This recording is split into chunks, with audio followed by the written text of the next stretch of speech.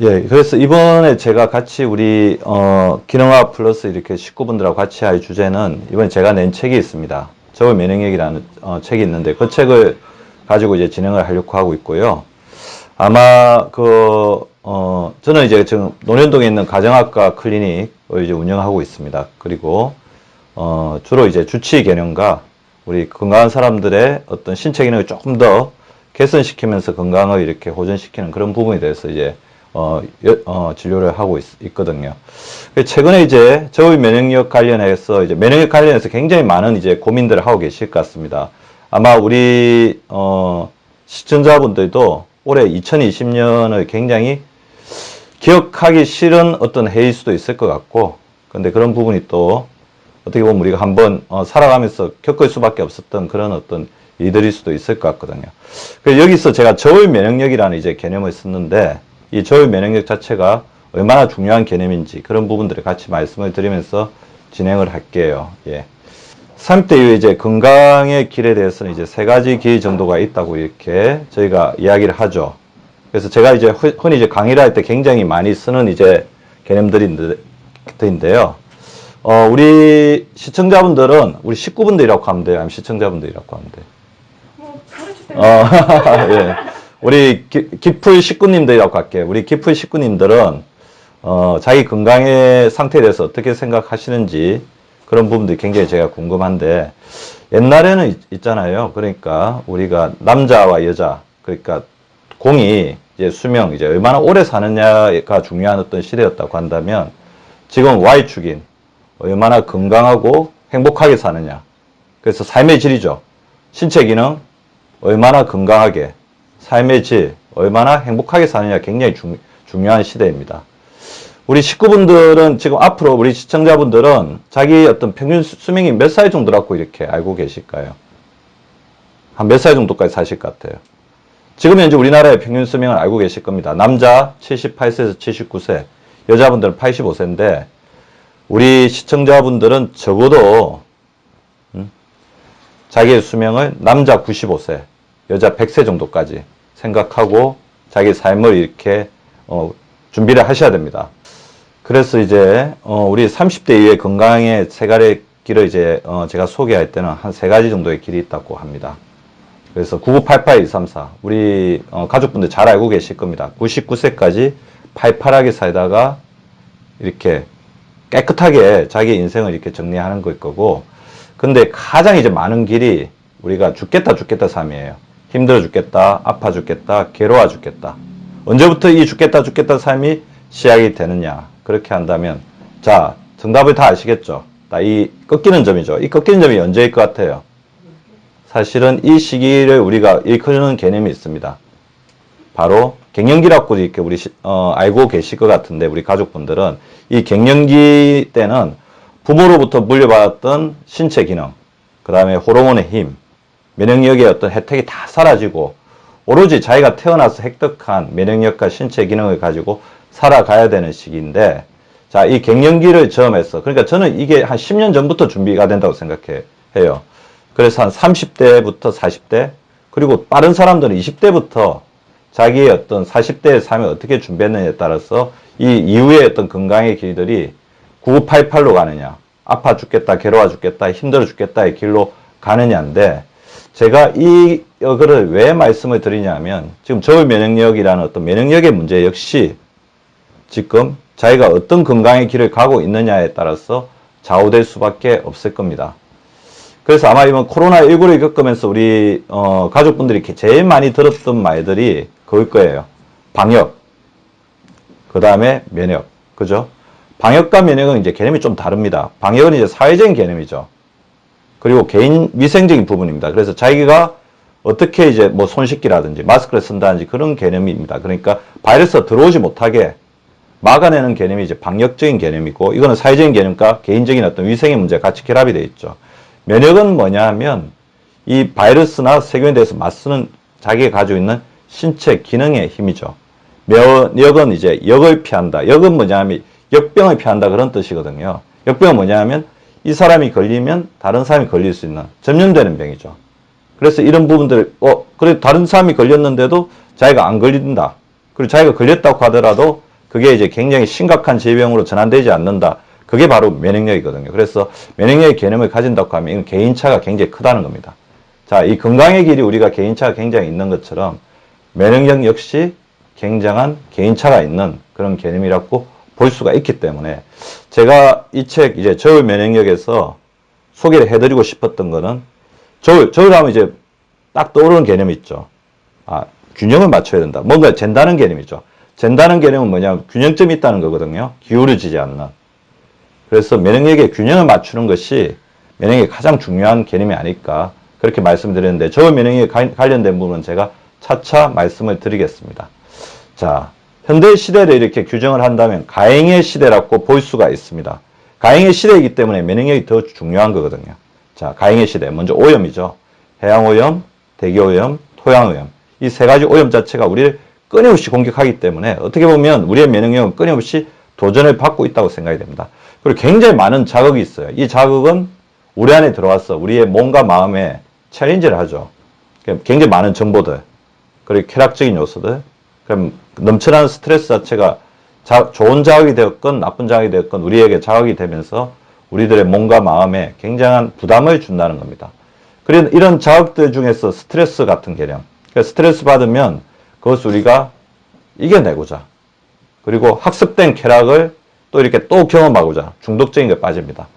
그래서 음식 중독, 약물 중독, 알코올 중독, 담배 중독, 쇼핑 중독, 정보 중독 이런 부분들 자체가 또 끊임없이 우리에게 자극을 주고 이런 부분들을 평형을 찾는데 가장 중요한 역할을 하는 게 면역이라고 할 수가 있기 때문에 어떻게 보면 우리의 면역은 끊임없는 그 어떤 도전과 응전의 상황을 가지고 있다고 생각이 됩니다. 그리고 문명화죠. 문명화는 우리에게 굉장히 큰 혜택을 주었죠. 그렇지만 우리가 문명화가 되면 될수록 자연으로부터 멀어지면서 우리가 굉장히 많은 나약함을 겪고 있습니다. 사실 코로나19 같은 경우에도 코로나19는 무슨 병인지 아시죠? 인수공통 전염병입니다. 그러니까 자연으로부터 밀려난 어떤 생물체들이 이제 침범해서는 안 되는 인간의 영역까지 들어와서 인간에게 자기들이 가지고 있었던 새로운 바이러스를 전파를 시킨 거죠. 좀 중국의 그쪽에 박쥐로부터 이렇게 시작되었다는 걸 이야기가 많은데 그러다 보니까 인류는 어떤 거예요? 차마 이제 듣도 보도 못하는 바이러스에 노출되기 때문에 우리의 면역은 끊임없이 학습이 되어 왔는데 학습되지 못한 바이러스가 들어오면서 우리의 굉장한 위협으로 다가왔다는 것입니다. 자, 그래서 코로나19 바이러스 과연 한 번 지나가는 폭풍일까? 매년 찾아올 태풍일까? 후자 같으면 굉장히 고통스럽고 생각만 해도 끔찍하실 것 같은데 사실은 아까 제가 문명화와 산업화를 말씀을 드렸고 전 세계적으로 이렇게 굉장한 어떤 교통 시스템이 이렇게 일어나고 있기 때문에 이런 새로운 바이러스는 매년 찾아올 수도 있습니다.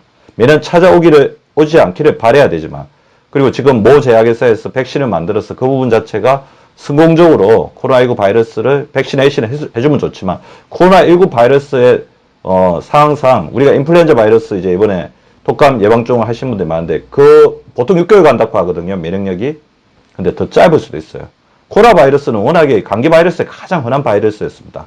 그렇지만 코로나19 바이러스라는 하기도 그러니까 폐까지 침범하는 새로운 바이러스가 들어오면서 굉장한 챌린지가 되고 있는 거죠. 그래서 우리는 이 부분 자체를 매년 찾아올 태풍일 수도 있다는 최악의 상황을 상정하고 준비를 해야 됩니다. 그래서 더욱더 방역도 준비하지만 내부에서 세균이나 바이러스 그리고 암세포와 싸우는 면역의 힘, 우리 몸을 지키는 면역의 힘이 더욱더 중요해지고 있는 것입니다. 자, 면역력이 중요한 이유는 뭘까요? 저는 이제 갈수록 이제 면역력이 굉장히 중요하다고 하는 이유는 아이러니컬하게도 인간은 소통의 존재입니다. 소통? 대화를 하는 거 아니냐 그렇게 생각하시겠지만 이 소통이라는 건 뭐냐면 인류가 살아가려면 끊임없이 외부하고 소통할 수밖에 없죠. 가장 대표적인 소통이 뭐예요? 호흡하는 거죠. 산소를 들이마셔서 공기를 들이마셔야지 우리가 에너지를 생산할 수 있습니다. 또 소통이 뭐가 있을까요? 음식을 먹는 거죠. 음식을 먹어서 그 영양소를 흡수해야만 우리는 살아갈 수 있죠. 그러니까 섭취와 호흡이라는 이런 어떤 소통의 과정, 외부의 물질을 자기 안으로 집어넣는 과정에서는 필요한 요소뿐만 아니라 불필요한 요소까지도 같이 들어옵니다. 우리 몸을 해치는 요소. 대표적인 그런 거죠. 세균, 바이러스, 환경호르몬, 음식물 속에 가에 있는 우리 몸에 해롭게 작용하는 요소들, 그리고 음식물 속에 있는 여러 가지 독소들, 환경 오염에서 이렇게 생태계 속에서 돌다가 문제가 되는 그런 부분까지도 같이 들어올 수밖에 없기 때문에 이 부분이 들어오더라도 우리 몸에서 지켜내고 이 부분을 막아낼 수 있는 그런 어떤 면역력이 더욱더 중요하다는 겁니다. 그래서 면역력은 더불어서 이제 우리 몸의 갑옷이죠. 그래서 방패 같은 존재입니다.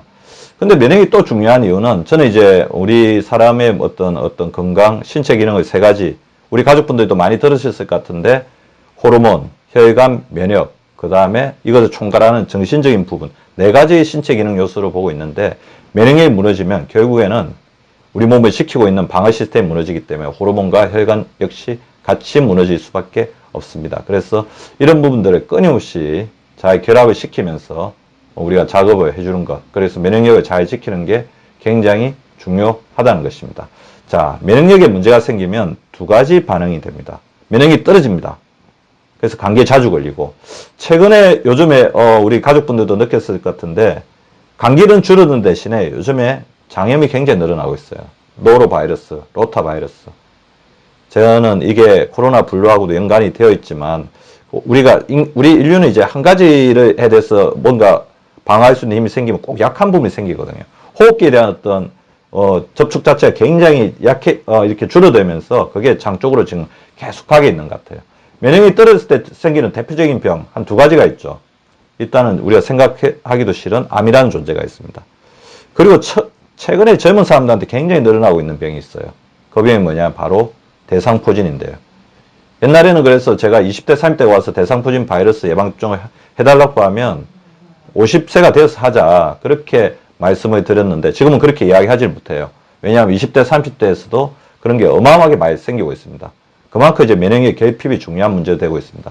그리고 최근에 그래서 원장님 너무 죄송해요. 조금만 옆으로 가서. 그러니까 내가까지 그러니까 내가 이제 잘 보이죠? 됐어요? 예. 최근에 굉장히 이번에 코로나 바이러스에서도 외국의 어떤 사례 중에서 굉장히 많이 문제가 되었던 부분 중에 하나가 사이토카인 스톰.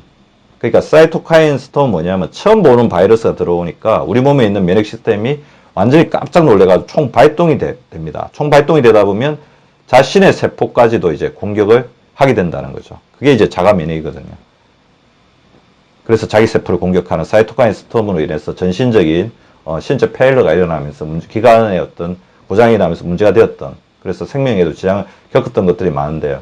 자가 면역은 가면 갈수록 더욱더 문제가 많이 일어나고 있습니다. 그리고 자가 면역의 가장 큰 증상은 괴로운 겁니다. 그래서 괴롭고 아프고 약해진다. 근데 제가 이 저울 면역력이라는 책을 썼습니다. 그러면서 이 책에서 계속 이야기를 했던 것은 보니까 현대인은 우리가 살아가면서 한 인생은 면역 가인과 면역 부족을 동시에 경험한다는 겁니다.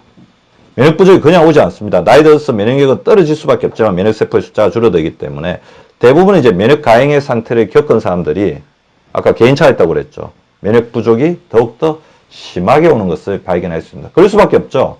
면역력 약체도 총량의 법칙이 있거든요. 우리 물리학에서 뭔가 총량의 법칙이 있다고 그러잖아요. 면역력도 총량의 법칙이 있는데 그 총량의 법칙에 의해서 가행을 하게 되니까 가행이 지나고 난 다음에는 결핍으로 갈 수밖에 없죠. 그래서 가행하지 않게, 그래서 면역력을 너무 소비하지 않게 해주는 게 굉장히 중요하다는 거죠. 예. 그래서 면역력의 파괴는 3대 신체 기능의 불균형으로 온다. 그래서 저는 면역력이 왜 약해지느냐, 이제 그런 질문을 굉장히 이렇게 많이 받았거든요. 근데 제가 이제 우리 오시는 환자분들을 일일이 이제 분석을 하면서 그분들을 살펴봤더니 면역력이 약해진 이유가 있습니다. 그러니까 유생님 저 뒤로 저 식물 예 뒤로 예. 예. 면역력이 약해진 이유를 그냥 타고 태어날 때부터 면역력이 약했던 게 아니고 그분들이 가지고 있는 신체 기능이 저하되면서 면역력이 떨어진다. 자, 우리가 옛날에 그런 말이 있잖아요. 다이어트에 성공하려면 건강해야 된다는 거하고 비슷합니다. 면역력이 강해지려면 우리 몸의 핵심 신체 기능이 건강해야 된다는 거죠. 제 기능을 발휘해야 됩니다. 자, 혈관 기능이 무너진 사람들이 면역력이 약해요.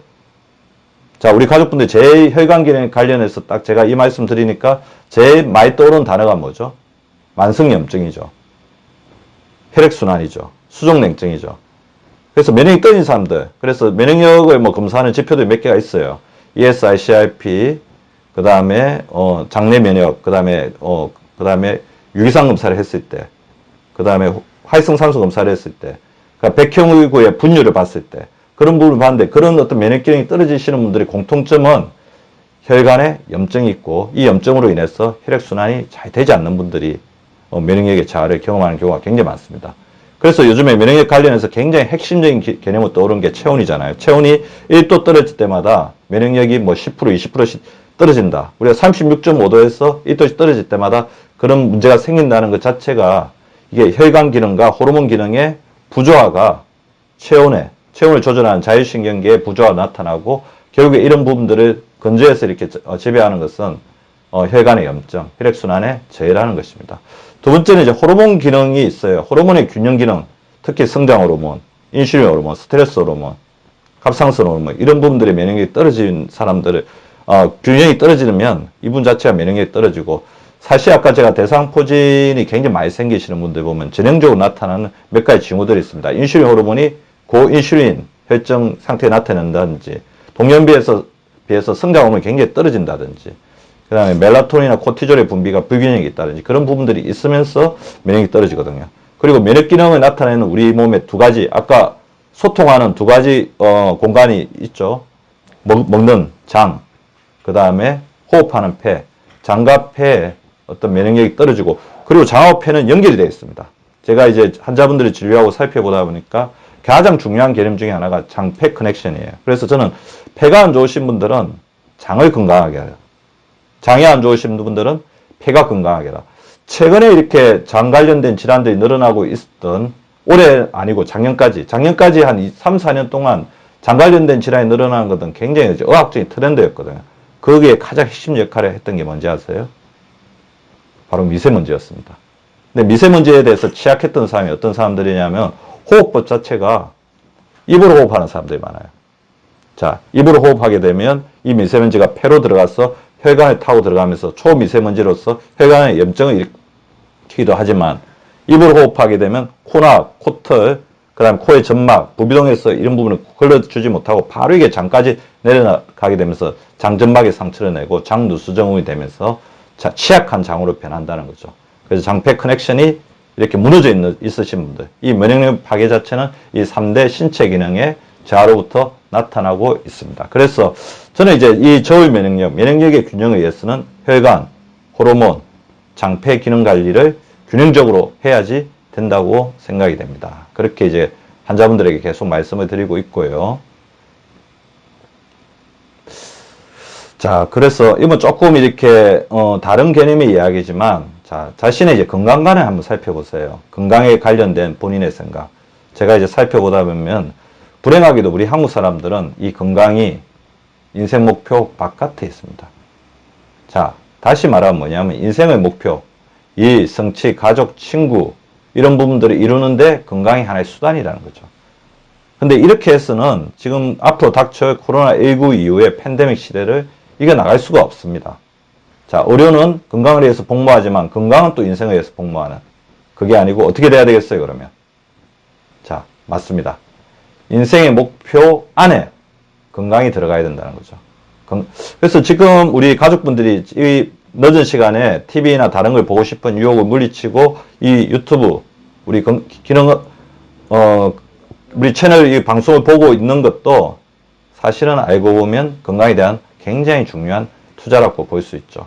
그래서 저는 건강 결정 5각형을 혈관, 호르몬, 그다음에 마음, 면역, 인슐린을 독립시킨 이유는 우리 가족분들은 다 알고 계시겠죠. 굉장히 중요한 호르몬이기 때문에 그렇습니다. 이 5가지의 균형을 이룰 때 최적의 균형을 일으킬 수 있습니다. 먼저 첫 번째 주제입니다. 혈관 염증이 면역세포를 소진시킨다. 제가 이제 방송에서 뭐 이렇게 말씀하시는 걸 많이 들었을 거예요. 자, 혈관에 염증이 있으면 면역세포가 소진된다. 그게 무슨 말이냐면 우리 혈관을 타고 면역세포들이 우리 몸을 다 돌아다니고 혈관은 우리 몸에 가지 않는 데가 없잖아요. 근데 혈관의 염증 수치가 높아지면, 혈관에 만성염증이 있으면 우리의 면역세포는 끊임없이 긴장해 있고, 그런 부분들 자체 때문에 면역세포가 두 가지가 있겠죠. 쉬지를 못하다 보면 굉장히 피곤하니까 적과 아군을 구별하지 못하는 면역력의 혼란 상태, 그러니까 케이오스 상태가 됩니다. 카오스 상태가 되고, 이러다 보면 자기 세포를 공격하는 자가 면역적 경향이 굉장히 발동이 되면서 젊었을 때는 자가 면역, 나이가 들면서는 면역력이 결핍으로 가게 됩니다. 그래서 저는 이제 저희 병원에 오신 분들 이렇게 우리 피를 뽑을 때 토니컷 노란 거 아시죠? 토니컷을 자주 묶어서 가끔 제가 피 검사를 해보기도 하는데요. 혈액순환이 안 되는 사람들은 토니컷을 묶어도 혈관이 잘 올라오지 않거나, 그리고 피를 뽑아보면 진짜 찐득찐득하고 그 다음에 맑지 못한 피가 나와요. 자, 그분들의 혈관은 이런 상태로 가고 있겠죠. 혈관의 노화는 나이가 들면서 이렇게 진행될 수밖에 없어요. 그렇지만 10대, 20대 이 혈관을 얼마까지 끌고 갈 수 있느냐.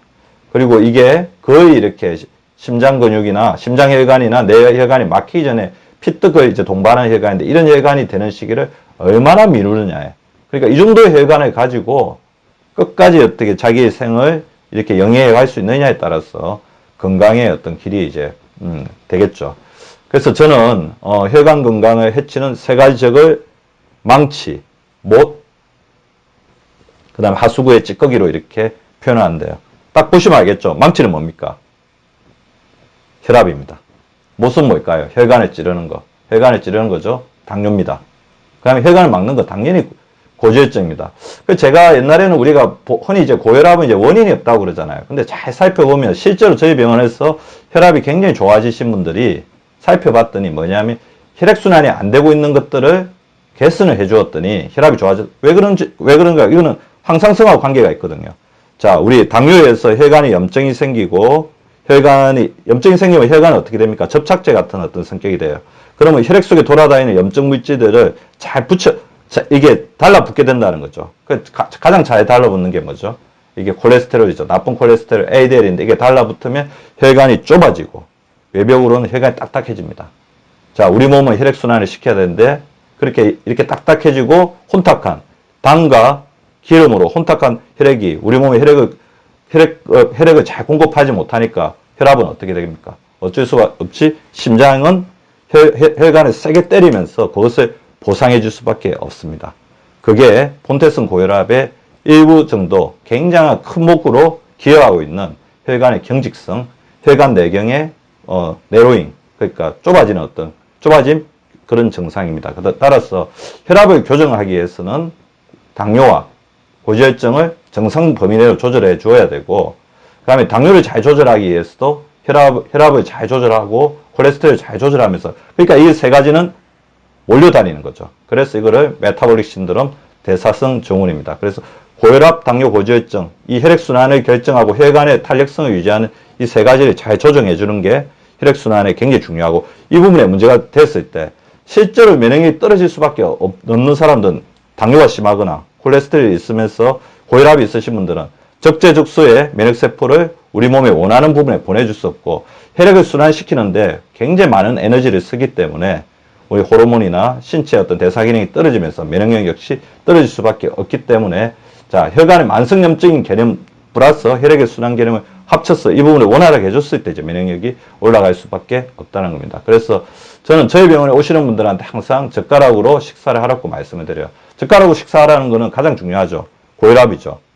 자, 우리나라 사람들 고혈압의 가장 큰 원인은 국물을 먹는 식습관이거든요. 국물 먹는 식습관을 잡기 위해서는 젓가락으로 식사하면서 건더기만 먹는 식습관을 가져야 되고, 젓가락으로 식사하게 되면 어떻게 되겠습니까? 아무래도 이렇게 천천히 먹게 되고, 그다음에 소량을 먹게 되기 때문에 우리 혈관 염증의 가장 원인이라고 하는 우리 복부 비만까지도 조절할 수 있습니다. 그리고 시간 날 때마다 제2의 어떤 심장이라고 할 수 있는 종아리 근육을 이렇게 강화를 시켜줘야 되는데요. 실제로 고혈압, 당뇨, 고지혈증이 있는 사람들이 혈액순환이 잘 안 됐을 때 가장 타격받는 기관이 심장인데, 자, 그때 심장에서 이거를 혈액순환이 잘 안 됐을 때 가장 많이 나타나는 증상이 뭔지 아세요? 다리에 지잖아요. 다리에 지는 뭐냐면 다리까지 간 흠피, 정맥피가 심장으로 잘 돌아오지 못하고 그 피가 오랫동안 머물러 있으면서 종아리 쪽에 저산증 상태가 되고, 이런 것들 자체가 다리의 질을 유발하는데, 제가 그런 분들을 잘 살펴봤을 때는 보면 종아리 근육이 굉장히 빈약하거나 종아리 근육이 굉장히 경직되어 있어요. 그래서 나이가 들수록 우리가 가장 지켜야 되는 두 가지 근육이 허벅지 근육과 종아리 근육입니다. 근데 종아리 근육은 사실은 어떤 부위가 지배하는 줄 아세요? 앵클. 그러니까 앵클이 약간 우리 발목 부분이 이제 지배를 하고 있거든요. 그래서 발목의 유연성이 떨어지시는 분들이 나이가 들면 들수록 이 종아리 근육이 약해집니다. 그래서 제 강의를 들으면서도 시간 나실 때마다 자, 발목을 자, 보면서 발끝을 쭉 뻗었다가 또 자기 쪽으로 당겼다가 시계 방향으로 돌렸다가 반시계 방향으로 돌렸다가 그렇게 운동을 해주시면 좋을 것 같고요. 가장 안 좋은 자세가 무슨 자세인지는 우리 가족분들 다 알고 계시죠? 한 자세로 오래 있는 겁니다. 한 자세로 오래 있는 자세 때문에 생기는 대표적인 병이 좁은 공간에서 이코노미 신드롬이죠. 왜냐하면 그렇게 되면 혈액순환이 느려지면서 피떡이 생기고 그 피떡이 폐로 가서 막으면서 폐 색전증 같은 게 생기면서 치명적인 위협에 나을 수 있는 게 바로 이코노미 신드롬이거든요. 그래서 좁은 공간에서 움직이지 않고 오랫동안 한 자세로 있는 건 굉장히 좋지 않습니다. 제 방송을 듣는 동안에도 손도 틀어주시고 발목도 좀 돌려주시면서 우리의 혈액의 순환을 좀 도와주시는 게 좋을 것 같고요. 혈관을 해독하는 부분은 이제 우리 기능의학 가족분들은 굉장히 잘 알고 계실 것 같습니다. 그래서 마그네슘, 그다음에 혈당을 조절하는데 크롬, 콜레스테롤, 오메가3, 그다음에 비타민 B. 그래서 이런 부분들은 주로 어디에 있습니까? 고기 종류. 그다음 오메가3는 뭐 여러 가지 생선이라든지 그 식물성 기름, 그러니까 크롬이나 이런 해산물, 그다음 견과류 같은 부분들인데 이런 부분들이 균형 잡히게 식사를 하고 있는지를 보시는 게 중요할 것 같아요. 자, 호르몬 균형이 무너지면 면역 방어막이 교란된다. 그 저희 병원에서 이제 면역 기능이 굉장히 잦은 감기, 대상포진이 자꾸 재발한다. 그래서 면역이 굉장히 떨어지신 분들을 이제 보면 여러 가지 호르몬 균형이 떨어져 있는 것들을 볼 수가 있어요. 자, 호르몬은 뭐냐면 호르몬의 호메오스테이시스, 우리 몸의 균형을 잡아주는 피드백 역할, 피드백 시스템을 가진 가장 중요한, 그러니까 원장기와 표적장기와의 이제 균형을 잡아주는 그 밸런스를 잡아주는 게 호르몬이잖아요. 그래서 이 호르몬 균형이 무너지면 면역 방어막이 교란될 수밖에 없습니다. 면역의 어떤 균형 역시 떨어질 수밖에 없는데요. 자.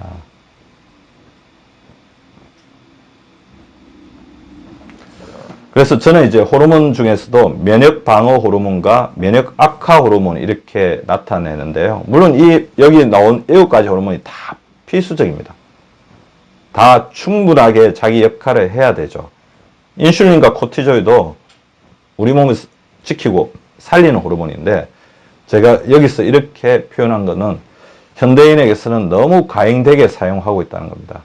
자, 성장 호르몬, 성호르몬, 세로토닌, 옥시토신, 비타민 D는 부족했을 때 문제가 발생하고 인슐린 호르몬도 나중에 이제 인슐린이 부족해지면 당연히 이제 일형 당뇨가 돼서 이제 자기 핵심적인 역할을 못 하는데 그 과정에 가기 전에는 인슐린의 과다, 부신 피로가 오기 전에는 또 코티졸이 과다 이런 과정을 거치면서 결핍의 상태로 가게 된다는 것입니다. 그래서 이 7가지 호르몬, 코티졸 옆에는 이제 아드레날린이 따라다니겠죠. 같이 이렇게 잘 이렇게 균형을 맞추어서 결합을 시켜주는 게 굉장히 중요합니다. 그래서 코티졸 같은 경우에는 스트레스 받았을 때 그 부분에 대해서 우리 몸을 지킬 수 있게 이렇게 도와주는 건데 코티졸이 과잉 분비되다 보면 이거 자체가 이제 비만이나 당뇨병으로 갈 수가 있죠. 이제 이런 부분들을 잘 밸런스를 잡아주는 게 굉장히 중요하고요. 그 다음에 두 번째, 이제 아까 인슐린 제가 독립시킨 어떤 도표를 보셨죠. 우리 가족분들은 이제 인슐린 역할을 잘 알고 계실 것 같습니다. 인슐린을 어떻게 알고 계세요? 혈당을 낮추는 호르몬으로 알고 계시죠. 자, 혈당을 낮춘다는 건 어떤 개념일까요? 혈액 속에서 혈당을 수거한다는 개념이죠. 자, 그러면 이 인슐린을 이야기를 하기 전에는 당뇨병에 대해서 알고 계셔야 되는데 당뇨병은 어떻게 정의를 하면 될까요? 소변으로 당이 나오는 병이다. 맞죠? 그러니까 소변으로 당이 나오는 병입니다. 자, 소변으로 당이 나오면 안 되잖아요. 단백질이 나와도 안 되는 것처럼. 소변으로 당이 나오는 이유는 뭘까요? 두 가지죠. 우리 혈액 속에 당이 너무 많다. 하나. 더해서 혈액 속에 있는 당을 잘 이렇게 모아서 우리 몸에서 써야 되는데 쓰는 역할을 하는 기전 자체가 고장이 났다. 그러니까 혈액 속에 있는 당을 잡아서 쓰지 못한다는 거죠. 그러다 보니까 소변으로 빠져나오게 되는 것입니다. 그래서 이거는 뭐냐면 이 혈액 속에 있는 당을 잡아서 우리 몸에서 쓰게 하는, 지금 우리 가족분들이 제 강의를 들을 수 있는 것도 바로 이 호르몬 때문이죠. 인슐린. 인슐린은 우리 혈액 속에 당이 들어왔을 때 그거를 저장을 시켰다가 필요할 때 쓸 수 있게끔 도와주는 역할. 저때 균형을 잡아서 도와주는 역할을 하는 건데, 만약 인슐린 기능이 떨어지게 되면 24시간 계속 뭔가를 드시고 계셔야 될 겁니다. 그래서 제 강의를 뭐를 먹지 않고 이렇게 들을 수 있게 하는 게 인슐린인데, 자, 우리 당이 들어오면 어떻게 저장하시는지 다 아시죠? 간에 저장하고, 그 다음에 근육에 저장하고, 지방세포에 저장하는 역할을 하게 되는데, 문제는 이 간, 근육, 지방세포의 저장 창구는 한계가 있는데, 우리 현대인의 스트레스와 중독 성향은 한계를 모르기 때문에 헤도닉 어떤 패스웨이, 신경계를 통해서 음식에 대한 탐닉이나 그 다음에 심리적 거기가 강해지면서 그거 필요 이상으로 많은 음식을 먹게 되니까 간, 근육, 지방세포에서 더 이상 어떤 저장 창구 역할을 그 용적을 넘어서게 되는 거죠. 지방세포도 한계가 있거든요. 그래서 어느 상태가 되면 지방세포가 늘어나다 보면 더 이상 못 받겠다. 그러면서 여러 가지 통증이나 염증 증상이 나타냅니다. 그래서 최근에는 지방세포의 과다로 인한 비만을 염증 질환으로 보는 견해가 많습니다. 근데 이 와중에서 인슐린이 간과 근육과 지방세포에서 계속 가적 상태에서 이거를 무리하게 그 당을 그쪽으로 밀어 넣다 보면 인슐린 자체도 피로해지고 인슐린 자체도 파괴 상태로 가는 거죠. 그게 인슐린 저항성, 핸디캡트, 기능을 못하는 인슐린이 되는 게 핸디캡트 인슐린이고, 그래서 사실 제가 잘 살펴보면 요즘에 24시간 혈당계 붙이는 것도 나와서 살펴보면 당뇨와 고혈당이 있으신 분들, 당뇨로 가기 전에 고혈당 단계에 있으신 분들은 저혈당이 굉장히 자주 동반됩니다. 그래서 이유 없는 어떤 무력증에 가진 사람들이 인슐린 기능에 저하가 있거나 하루 중에 때때로 머리가 빈 것 같은 느낌을 가지거나 이유 없는 무력감 가지시는 분들이 인슐린 기능에 저하가 있거나 아니면 이 고혈당과 저혈당을 오고 가는 어떤 혈당 건너뛰기 현상에 의한 어떤 증상들을 호소하시는 분들을 굉장히 많이 볼 수 있습니다. 자, 그런데 문제는 뭐냐면요. 인슐린 세포를 이렇게 혹사를 시킵니다. 간에서 이제 더 이상 못 받겠다. 그럼 간이 그때 나타내는 양상 뭐죠? 지방간. 근육도 지방 근육이 돼요. 지방세포가 늘어나면서 내장 비만이 되고. 그래도 인슐린을 계속 고생을 시키면 인슐린 자체가 분비세포가 자살합니다. 이게 베타세 슈사이드라고 하는데, 이런 과정을 거치면서 우리 인슐린 기능이 좀 부족해지고 점점 기능을 잃어가는 상태가 되는 거죠. 그래서 인슐린은 중용이 필요합니다. 그러니까 인슐린 너무 혹사시키지 않는 게 중요해요. 적당할 때는 인슐린은 우리 몸의 에너지 호르몬으로서 역할을 합니다. 저장을 했다 필요할 때 당을 내보내서 에너지를 쓸 수 있게 하지만, 인슐린이 필요 이상으로 많아지면, 그래서 저희 병원에 오시는 분들이 인슐린 검사를 상당히 이제 해보거든요. 탄수화물 중독에 문제가 있다. 고인슐린 혈증으로 가고 있는 사람 두 가지 문제가 있죠. 이 사람의 혈액은 만성 염증일 수 있다. 더불어서 나아가서 좀 지나면 이렇게 인슐린을 과도하게 사용하기 때문에 인슐린 저항성 상태를 거쳐서 나중에 여러 가지 어떤 당뇨까지 갈 수 있는데, 그 와중에서 최근에 이제 부각되는 이론 중에 하나가 고인슐린 혈증 자체가 암의 유발 원인이다. 그래서 당화혈색소, 공복혈당, 식후혈당 못지않게 인슐린 검사도 가끔 하면서 내가 인슐린을 과도하게 사용하고 있지 않는지를 체크해보는 것도 굉장히 중요합니다. 근데 그보다 더 중요한 거는 혈당을 재보면 알죠. 혈당을 쟀다가 2시간 이후에 혈당이 140을 넘어가고 있다. 당뇨 전 단계. 200 이상을 넘어가고 있다. 당뇨죠. 그래서 이런 부분들 조절하는데 저혈당 지수 다이어트가 굉장히 중요하다는 건 아실 겁니다. 혈당 지수는 똑같은 음식 100g 먹었을 때 설탕이 100을 올린다고 했을 때 그거와 비교한 거고, 가급적 혈당 지수가 낮은 음식을 먹어야 되는데, 혈당 지수가 낮은 음식은 자연에 가까운 음식들. 그래서 과일 같은 경우, 채소 같은 경우도 껍질째, 섬유질이 많은 부분을 먹으려는 그런 노력들을 가지는 게 굉장히 중요하다는 거죠. 그 다음에 숙면 호르몬에 대해서 말씀드릴 건데, 이거는 뭐냐면 잠을 깊이 잤을 때, 그리고 호르몬은 아까 면역과 똑같이 말씀드린 것처럼 개인차가 굉장히 많은 호르몬인데요. 그 중에서도 개인차가 가장 많은 호르몬 중에 하나가 바로 제가 말씀드리는 숙면 호르몬, 깊은 잠을 자야 많이 나오는 호르몬인 성장 호르몬입니다. 성장 호르몬은 어릴 때는 키를 크게 하는 호르몬이지만 나이가 들어서는 신체를 구성하고 세포를 재생시키고 치매를 예방하고 그 다음에 혈액순환을 돌리고 그런 굉장히 중요한 호르몬인데요. 같은 동년배라고 하더라도 개인차가 굉장히 많아요. 그래서 매 10년마다 14.4%씩 줄어들어서 그리고 60대가 되면 젊은 20대의 절반밖에 안 되지만 개인차가 굉장히 많아요. 얼마 전에 어떤 우리 고교동창 두 분을 한번 검사를 해봤는데 같은 나이임에도 불구하고 성장 호르몬 차이가 3배 정도 났습니다. 성장 호르몬이 3배 정도 떨어지신 분은 당연히 이제 노화의 징후가 굉장히 많았죠. 허벅지가 굉장히 가늘었고 복부 비만, 마른 비만의 형태였으며 인지 기능도 굉장히 떨어지고 있었고 그 다음에 여러 가지 어떤 고혈압, 당뇨, 고지혈증의 경향도 굉장히 많이 관찰이 되고 있었거든요. 그래서 성장 호르몬의 어떤 부족 원인을 살펴봤더니 수면이 굉장히 큽니다. 깊은 잠을 잘 때 스파이크를 하면서 놓는 거기 때문에 수면 부족, 불면증, 코골이, 수면 무호흡증이고 아까 3배 정도 떨어진 사람의 어떤 생활 습관 중에서 하나가 뭐냐면 극단적인 채식이었어요. 가족 중 특히 이제 아버지 쪽에 어떤 뇌졸중 어떤 히스토리가 있기 때문에 이 부분들을 보상, 컴펜세이션, 교정하기 위해서 본인은 채식을 했는데 이런 극단적인 채식을 하다 보니까 오히려 성장은 굉장히 떨어지고 그 다음에 근육량이 굉장히 줄어들면서 마른 비만으로 됐기 때문에 당화혈색소나 오히려 이제 당뇨가 생기면서 여러 가지 또 몸에 안 좋은 면역적으로 취약한 상태에 가고 있습니다. 그리고 고열량, 고지방 식이도 굉장히 위험하죠. 우리가 가식을 하게 되면 이 음식을 이제 분해하고 소화시키는데 성장 호르몬이 굉장히 많이 사용되기 때문에 그런 부분도 굉장히 중요한 문제가 성장 호르몬의 부족 어떤 현상이 될 수가 있습니다. 그 다음에 생체 리듬 호르몬. 자, 우리 면역력을 하는데 가장 중요한 게 우리 신체에 있는 어떤 여러 가지 신체에서 이렇게 피곤한 어떤 피곤해진 어떤 신체를 복구시키는 게 굉장히 중요하고 몸속에 쌓인 여러 가지 노폐물이나 염증 물질을 잘 내보내는 게 중요한데 그때 핵심적인 역할을 하는 두 가지 호르몬이 있어요. 저는 그것을 생체 리듬 호르몬, 낮낮 밤밤 호르몬. 낮은 낮답게, 밤은 밤답게 했을 때 잘 분비되고 제 역할을 하는 호르몬이라고 하는데 자, 우리 가족분들 당연히 아시겠죠?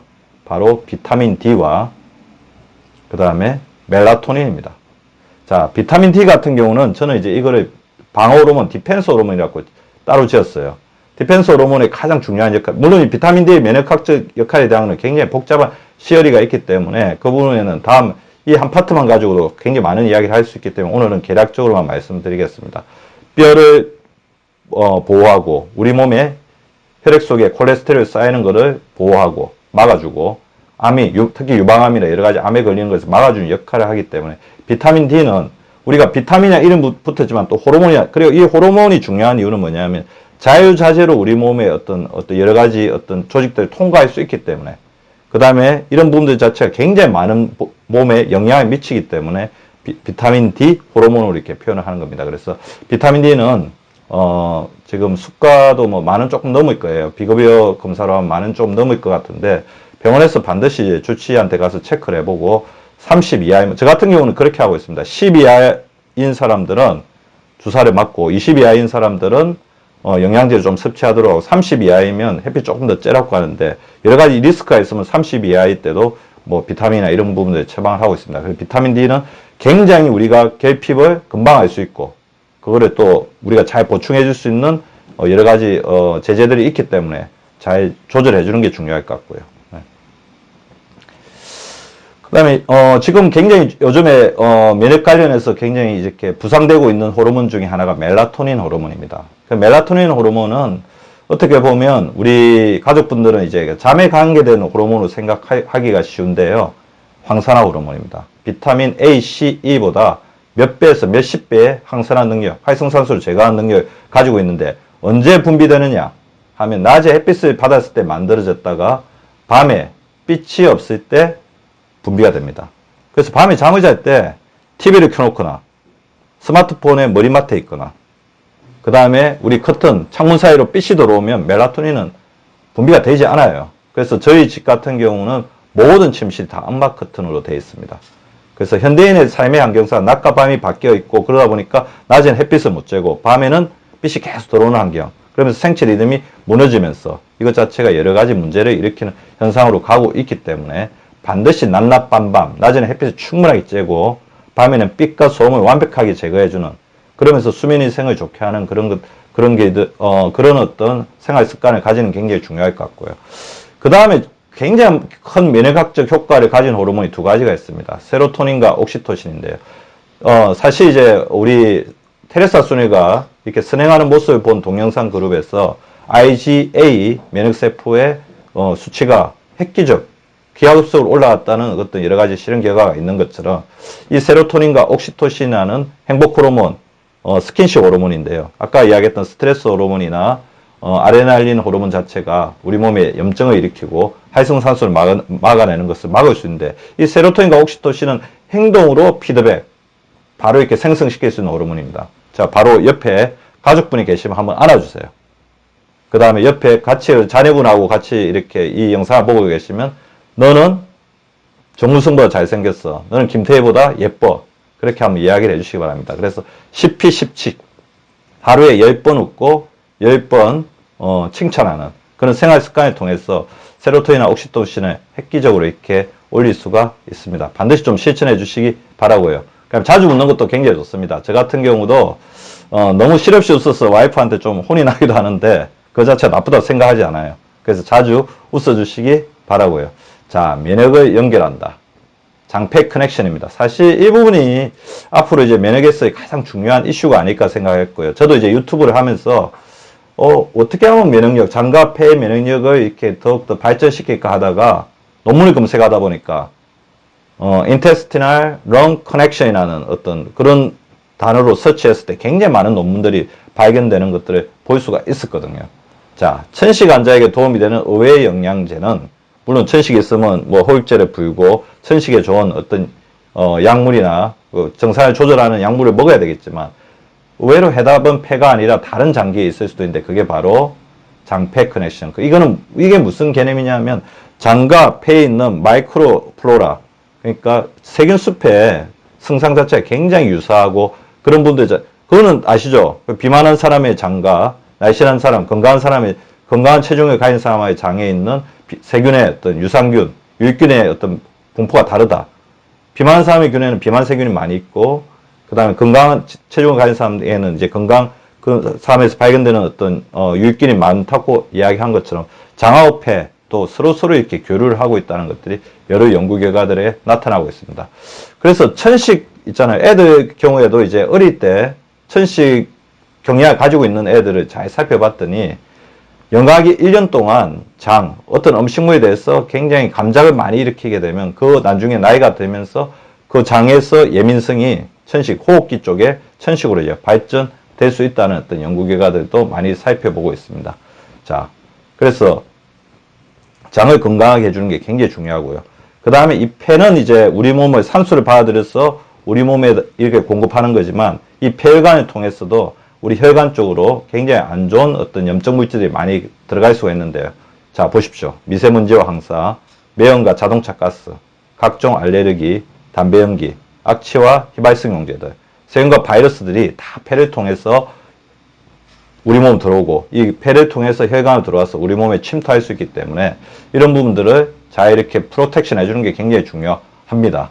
자, 그래서 장하고 폐는 어떻게 보면 외부의 환경으로부터 굉장히 취약할 수 있기 때문에 우리가 보호해야 되는데, 자, 장을 보호함으로써 폐를 지킬 수 있고 폐를 어떻게 또 잘 이렇게 보호함으로써 장의 어떤 기능을 올릴 수 있다는 그런 부분들을 이렇게 고려를 하시면 좋을 것 같아요. 장이 얼마나 중요한지는 우리 가족분들 다 알고 있으실 것 같으니까 넘어가겠습니다. 면역세포의 70%가 장에 있고, 근데 현대인의 면역을 총괄하는 장은 초응급 상태라는 거죠.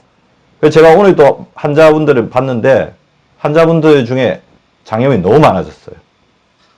자, 3대 오염, 해양오염, 토양오염, 대기오염, 그 다음에 수많은 정크푸드, 그 다음에 정제된 탄수화물, 가공음식, 비만은 지방세포에서 만들어진 염증 자체가 이소성 지방으로 작용하면서 장에도 염증을 일으킬 수가 있거든요. 이런 부분들 자체가 있습니다. 그래서 반대로 이야기하면 장을 지키기 위해서는 이 음식 중에 정크푸드와 디파인드 푸드를 피해주고 체중을 적절하게 조절하면서 3대 오염으로부터 우리 장을 지키는 생활 습관을 가지는 게 굉장히 중요하다는 것들을 말씀을 드릴 수가 있겠죠. 자, 아까 말씀드렸던 비만세균, 비만한 사람과 그래서 이런 부분에 대해서 연구는 굉장히 광범위하게 진행이 되고 있고, 아까 제가 말씀드렸던 이 장염이 굉장히 늘어나고 있는데 이 장염의 원인들로 살펴보면 장누수증후, 그 장점막을 지키고 있는 또 하나의 파트너인 장내 세균 숲의 균형이 망가지면서 장점막으로 우리 음식물 속에 들어있는 장에 들어있는 세균과 바이러스, 각종 음식물 찌꺼기, 여러 가지 불순물들이 우리 장을 타고 온몸으로 퍼지면서 천식, 아토피, 관절염, 갑상선 질환까지도 일으킬 수가 있습니다. 이렇게 해서 면역력이 떨어지게 되면 복통과 설사 같은 장염뿐만 아니라 면역력의 저하로 인한 대상포진, 여러 가지 기관지염, 폐렴과 같은 질환까지도 일으킬 수가 있다는 거죠. 그래서 장점막을 잘 공격해 주는 게 중요합니다. 장의 면역 기능이 무너지면 가행 면역이 내 몸을 공격합니다. 장누수죠. 그리고 면역력이 떨어집니다. 장내세균 숲에 있는 면역세포가 70% 정도가 있는데 이 부분이 떨어지면서 가소 면역이 내 몸을 지키지 못하니까 뭐 장염이나 뭐 기관지 폐렴이라든지 대상포진 같은 질병들을 일으킬 수가 있다는 것입니다. 자, 이 부분을 지키기 위해서는 그래서 리키겉 세는장 증후군을 치료하기 위해서는 탄수화물 절제하는 게 굉장히 중요합니다. 정제 탄수화물이 우리 장에는 굉장히 어떤 치명적인 장점막을 공격하는 요인이 되거든요. 그리고 프로바이오틱스와 프리바이오틱스 자기 몸에 맞는 걸 고르는 게 중요하죠. 굉장히 많은 제품들이 나오고 있습니다. 그래서 어떤 제품이 좋은지는 자기가 먹어봤을 때 여러 가지 소화 기능이나 장 기능이 좋아지면서 불편함을 느끼지 않는 게 자기에게 맞는 거예요. 왜냐하면 이미 자기 몸에 이스테블리시 된 장내 세균 숲이 있기 때문에 외부로부터 프로바이오틱스나 프리바이오틱스가 들어왔을 때 그 부분 자체가 자기 몸과 맞지 않으면 결국에는 이렇게 변액을 못 이루는 거잖아요. 그래서 저는 저희 암자분들에게 2주 정도 어떤 유산균 제품 먹어봤는데도 계속해서 호전 반응이 없고 부작용이 나타나면 과감하게 스탑하라고 말씀을 드리고 있습니다. 오히려 그거보다 조금 더 안전한 것들이 발효된 음식. 사실 어떻게 보면 소화효소가 부족하게 되면 저산증이나 이런 부분들은 또 다음에 기회가 있을 때 다시 말씀드리겠습니다. 소화기능이 굉장히 중요해요. 장 기능을 유지하는 데는. 그래서 저는 이제 최근에 이제 소화효소제를 가끔 이렇게 처방하는데 스트레스가 많거나 소화 기능이 떨어지는 분들은 소화효소제를 먹었을 때 오히려 소화 기능이 좋아지면서 장누수 증후군이 왜 그런지 아시죠? 소화가 안 되는 음식이 장으로 넘어가면 음식물 찌꺼기 자체가 장에 부담을 주면서 장내세균 숲의 파괴를 불러일으킬 수가 있거든요. 그래서 발효된 음식들을 잘 먹는 게 굉장히 중요합니다. 당연히 이제 장의 어떤 성소부라고 할 수 있는 섬유 섭취를 풍부하게 하고, 그다음 엔세이드 자체가 진통소염제 자체가 장점막을 공격하기 때문에 불필요한 진통소염제는 이제 항생제를 줄이는 것 못지않게 중요하다고 할 수 있습니다. 그래서 자가 면역을 해결하려면 자가 면역이라는 건 뭐냐면 자기 몸 안에 어떤 면역계 혼란을 유발할 수 있는 여러 가지 어떤 예기치 못한 변수들이 너무 많은 거죠. 자, 염증을 줄이는 삶을 해야 됩니다. 숨찬 운동. 자, 화를 이렇게 조절을 해야 되죠. 그래서 저도 요즘에 이제 현대인들이 굉장히 요즘에 이제 코로나 오래 하면서 굉장히 문제. 저는 이제 우리가 약해진다고 했을 때 스트레스가 굉장히 중요한 역할을 한다는 것은 우리 가족분들도 잘 알고 계실 거예요. 근데 스트레스를 아무리 없애려고 해도 잘 없어지지가 않거든요. 자, 그래서 한 가지 알려드릴게요. 저도 많이 쓰는 방법인데요. 저도 굉장히 예민한 사람입니다. 예민한 사람은 뭐가 많아요? 걱정이 많거든요. 그리고 때때로 자기 뜻대로 되지 않을 때는 화가 많이 날 수가 있어요. 화가 날 때 제가 많이 쓰는 방법은 호흡입니다. 535를 많이 쓰는데요. 아까 제가 입으로 호흡하지 말고 코로 호흡하라고 했죠. 5초 동안 코로 들이마십니다. 그리고 3초 동안 멈춥니다. 다시 5초 동안 535 심호흡이라고 하는데요. 이 호흡을 하다 보면 자기는 모르게 화가 누그러뜨린 게 굉장히 느껴질 거예요. 그리고 면역력이 약한 사람 중에 가장 대표적인 어떤 우리 행동 양태 중에 하나가 호흡수가 굉장히 빨라요. 신체 징후를 살펴보면. 그게 아드레날린 증후군하고 활성산소가 굉장히 결합이 되어 있거든요. 그래서 의도적으로 호흡을 좀 천천히 하면서 심박수를 조절해 주는 게 필요하죠. 그 다음에 코로 숨 쉬고. 그리고 우리 걱정이 굉장히 많잖아요. 그래서 걱정이 많을 때 제가 많이 쓰는 방법 중에 하나가 생각 중지 훈련인데, 왜냐하면 우리가 걱정이 많은 그런 부정적인 생각 같은 거를 자꾸 이제 긍정적인 생각으로 바꾸려고 하면 그거 자체가 또 스트레스가 될 수가 있습니다. 그때는 어떻게 해야 되냐면 생각을 아예 스탑을 하시는 게 좋습니다. 생각을 스탑을 하시는 게 좋아요. 그래서 머릿속에 생각이 떠오르면 생각하지 말자는 생각 왔어요. 생각하지 말자. 자, 눈을 감고 바로 생각하지 말자는 생각. 저 같은 경우는 훈련이 돼가지고 눈을 감는 순간 머릿속에 생각이 바로 다 없어집니다. 장, 중요하죠. 장의 건강을 위해서 충분한 수분 섭취를 하는 게 중요합니다. 그 다음에 피를 맑게 하고 간 해독도 굉장히 중요하죠. 살은 이제 적정한 체중을 유지하는 게 중요하고, 그 제가 굉장히 중요한 거, 우리 매니저님도 보셔서 아시지만 제 방에는 운동기구들이 몇 개가 있어요. 그럼 저는 제가 일하는 진료실, 그 다음에 저희 집 지하실 같은 경우에도 이불로 체련장을 따려놓고, 요새는 또 외부 활동 자체가 좀 조심스러울 때가 있으니까 끊임없이 운동을 하려고 합니다. 운동의 생활화, 그 다음에 생활의 운동화. 그게 굉장히 중요해요. 서울 시내에서는 차를 댈 수 있으면 안 가져가고, 요즘에는 저 코로나 때문에 약간 양상이 바뀌긴 했지만 그런 부분도 중요하죠. 빗잠, 낮에 빗을 쬐고 밤에 잠을 충분하게, 어느 정도 자야 되느냐 물어보시는 분들이 많은데 자기 몸이 원하는 대로 주무세요. 보통 6시간에서 8시간 정도 주무시면 되는데 너무 많이 자면 그게 또 건강에 좋지는 않습니다. 그래서 6시간에서 8시간 정도 자고, 물을 충분히 드셔야 되죠. 물은 혈액순환의 원동력이죠. 우리나라 사람들이 아까 비타민 D도 굉장히 부족하지만 우리나라 사람들의 90%가 만성 탈수예요. 그래서 물을 어느 정도 드셔야 되냐? 소변 색깔이 투명해 놓을 때까지. 그래서 하루에 한 번씩은 자기가 배출한 소변이나 대변을 보는 어떤 내 몸과의 대화도 굉장히 필요합니다. 약과 영양제를 이렇게 그러니까 중용을 가지고 이제 드셔야 되겠죠. 균형 잡히게 드셔야 될 것 같습니다. 그래서 저울 면역력이라고 하는 저울이라는 단어를, 저울 면역력이 있는데요. 그래서 스케일, 영어로 스케일이죠. 셀프, 자신과의 대화, 클린. 현대인은 너무 과잉이에요. 좀 비우는 게 중요합니다. 자기 주변도 좀 잘 중요하고. 어떻게 보면 저는 이제 저희 병원에 오시는 분들 중에 스트레스가 굉장히 많으신 분들, 자기 주변에 어떤 정리부터 조금 하라고 해요. 너무 정리가 안 돼 있는 경우가 많을 수가 있거든요. 액티브, 활동적인 삶과 훌륭한 근육이 굉장히 중요하고, 건강 목표는 조금 크게 세우십시오. 그리고 엠퍼시, 타인과 자신에 대한 배려를 가지는, 스케일하게 하다 보면 면역력이 점점 좋아질 수가 있습니다. 자, 가행의 시대에 맞서는 우리의 대응, 오염, 면역과 방어로 막으십시오. 많은 작업, 우리를 굉장히 부담스럽게 하고 너무나 많은 작업이 있으면 특히 민감한 성격 자체가 우리의 면역이 굉장히 떨어뜨리거든요. 둔감한 하하 훈련, 그러니까 무소유의 삶도 굉장히 중요할 것 같고요. 중독은 절제와 중용, 문명화, 자연으로 좀 더 나가야죠. 우리나라만큼 이렇게 자연이 좋은 데가 없는 것 같아요. 우리 매니저님 같은 경우에도 등산을 굉장히 좋아하시는 걸로 아는데, 현대인들은 조금 더 이렇게 자연으로 가까이 가야 된다고 생각해요. 자연과 본질을 바라보는 게 중요할 것 같습니다.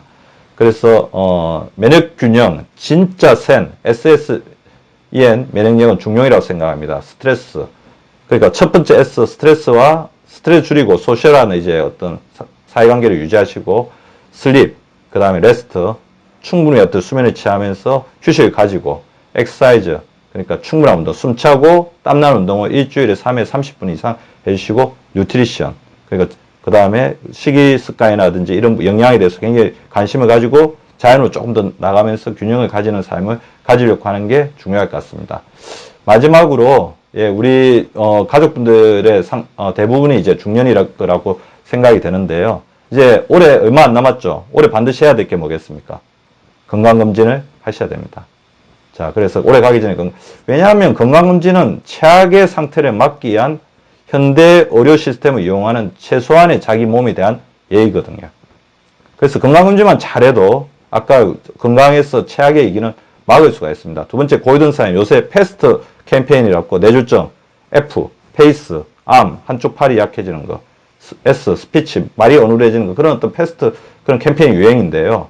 자, 자기 몸, 자기한테 분명히 어떤 신호를 보내거든요. 그런 골든사인들. 그러려면 우리 기능학 플러스 여기서 선생님들이 많이 말씀해 주시는 정보들 중에서 주옥 같은 내 몸에 대해서 정보를 알 수 있는 부분들을 조금 더 관심을 가지고 살펴보시면 좋을 것 같고, 반드시 주치의를 가지시기 바랍니다. 그래서 온라인 주치의는 우리 기능학 플러스에 선생님들이 굉장히 많으신 것 같아요. 그래서 자기의 주치의는 가까운 어떤 동네에 주치의 단골을 정하고 그분하고 긴밀하게 상의하는 게 굉장히 중요할 것 같습니다. 그리고 자신의 건강지표, 고혈압, 당뇨, 고지혈증, 그 다음에 암지표, 뭐 그런 것들 정확하게 잘 아셔야 되겠죠. 그리고 건강관리를 목표를 가지고 생활하시는 게 굉장히 중요할 것 같습니다. 중년 건강관리의 핵심은 추 치료보다 기능 강화가 더 효율적이고, 만성질병은 지속적으로 관리하고, 급성질병은 조기에 진단하고, 지나친 건강염려증은 버리십시오. 오늘 짧은 1시간 동안 제가 이 모든 말씀을 드리긴 조금 힘들 것 같은데요. 제가 이야기하고 있는 저울 면역력에서 이야기하는 세 가지 어떤 신체 기능의 조화로부터 면역력을 좋게 할 수 있는 부분에서 말씀드렸고, 제 박미수 박사 유튜브에서도 좀 더 많은 정보가 있습니다. 관심이 있으신 분들은 오셔서 이게 살펴보시면 좋을 것 같고, 제가 이번에 낸 책, 저울 면역력이나, 이게 제가 이번에 낸 마지막 책이고, 이게 한 10년 전에 낸 처음 책이거든요. 자, 이 책들도, 이 책들의 어떤, 이거를 제가 보여드린 이유는 외모가 크게 변화가 없죠. 한 10년 동안 어떻게 보면 저는 더 젊어진 것 같아요. 우리 가족분들도 더 몸과 마음이 젊은 우리 기능학 플러스 가족분들 되시기 바라면서 일단 강의는 마치도록 하겠습니다. 너무 열심히 들어주셔서 감사드립니다.